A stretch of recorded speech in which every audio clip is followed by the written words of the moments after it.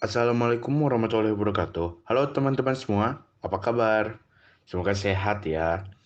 Kali ini kita belajar kembali dari rumah alias PJJ nih.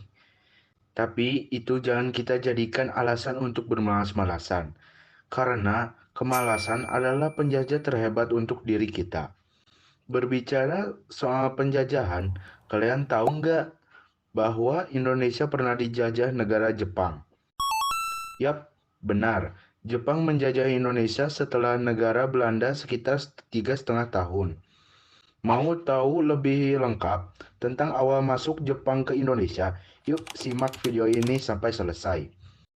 Kami kelompok 1 yang terdiri atas Arya, Fadla, Salwa, Rifki, Iren, dan Mira akan menjelaskan lebih dalam mengenai awal kedatangan Jepang ke Indonesia. Di sini ada 3 pokok pembahasan, yakni 1. Alasan Jepang masuk ke Indonesia. 2. Cara yang digunakan Jepang untuk masuk ke Indonesia. Yang ketiga, jalur yang digunakan Jepang masuk ke Indonesia. Oke, yang pertama ada alasan Jepang masuk ke Indonesia. Jadi, dulu Jepang udah beberapa kali berperang sebelum menapakkan kaki di Indonesia. Tujuannya adalah ekspansi politik dan militer Jepang di wilayah Asia Pasifik. Makanya mereka keliling-keliling nyari wilayah yang sekiranya bisa mereka take over.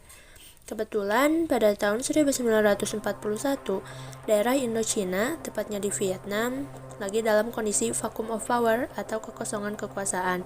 Awalnya daerah tersebut diduduki Prancis, tapi karena mereka lagi ada masalah sama Nazi, akhirnya mereka harus mengungsi ke Inggris. Melihat situasi ini, akhirnya Jepang memutuskan untuk mengambil alih Indochina. Tapi ternyata ada yang gak suka dengan upaya Jepang memperluas wilayah di daerah tersebut, yaitu pihak Amerika Serikat. Dari sinilah terjadi keributan antara Amerika Serikat sama Jepang, hingga ujungnya Amerika Serikat melarang akses atau mengembargo minyak kepada Jepang. Wah, ini gak oke banget dong buat Jepang, yang waktu itu orientasinya mau ekspansi imperialisme. Mereka bakal ada perang-perang lain yang harus dihadapi, dan mereka juga ingin mengembangkan industri. Gimana mau jalan rencananya kalau akses ke bahan bakar minyaknya aja ditutup sama Amerika Serikat? Keributan antara Jepang dan Amerika Serikat ini berujung ke penyerangan Pearl Harbor oleh Jepang. Nah, disinilah pertanyaan, mengapa Jepang datang ke Indonesia terjawab. Karena hubungannya udah gak baik dengan Amerika Serikat, Jepang memutar otak, mencari-cari wilayah yang sekiranya bisa menyuplai bahan bakar minyak yang mereka butuhkan. Salah satunya, ya Indonesia, yang saat itu sedang dikuasai oleh sekutu.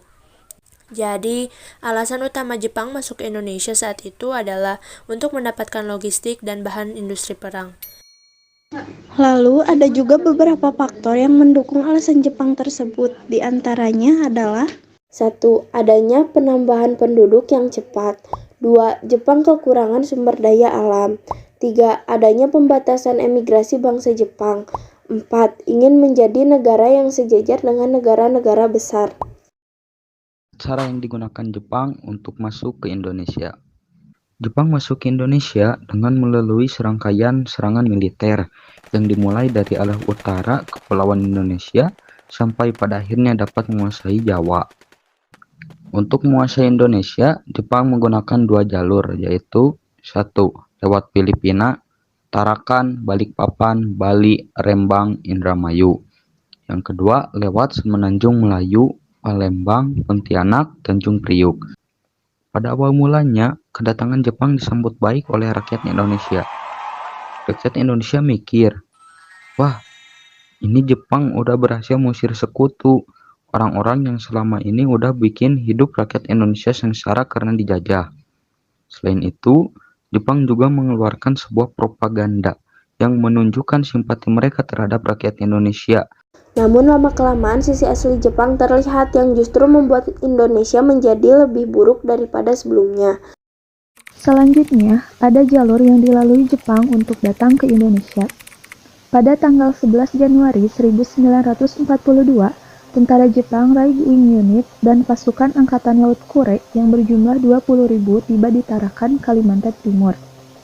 Jadi, negara Jepang saat awal kedatangan mereka ke Indonesia Tempat singgah pertamanya itu ada di Tarakan, Kalimantan Timur. Setelah tiba di Tarakan, Kalimantan Timur, negara Jepang sudah mulai ingin menguasai daerah-daerah lain di negara Indonesia. Tanggal 24 Januari 1942, Jepang menguasai Balikpapan. Tanggal 29 Januari 1942, Pontianak pun mulai dikuasai oleh Jepang. Tanggal 3 Februari, Jepang mulai merebut Samarinda dari Belanda.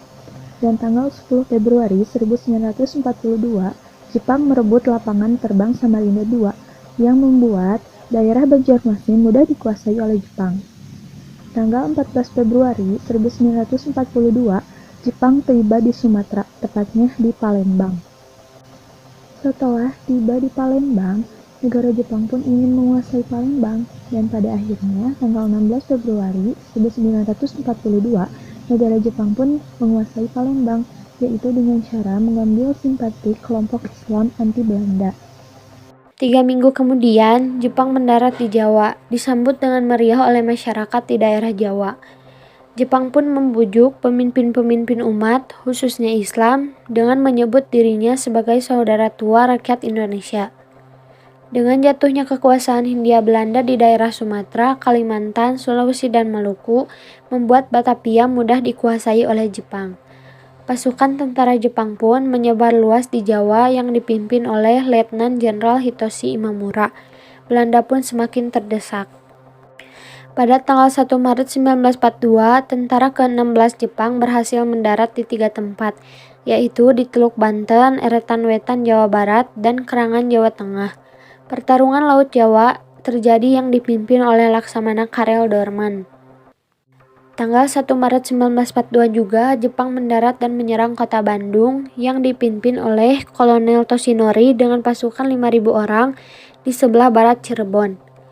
Pada hari itu juga Jepang merebut Subang dan lapangan terbang Kalijati. Lalu tanggal 5 Maret 1942 Batavia jatuh ke tangan Jepang. Tanggal 6 Maret 1942 Panglima KNIL Letnan Jenderal Terporten kepada Panglima di Jawa Barat Mayor Jenderal J.J. Pesman untuk tidak melakukan penyerangan. Lalu tanggal 7 Maret 1942 Jepang mendudukan KNIL di Lembang. Pasukan Belanda di sekitar Bandung menyerahkan diri.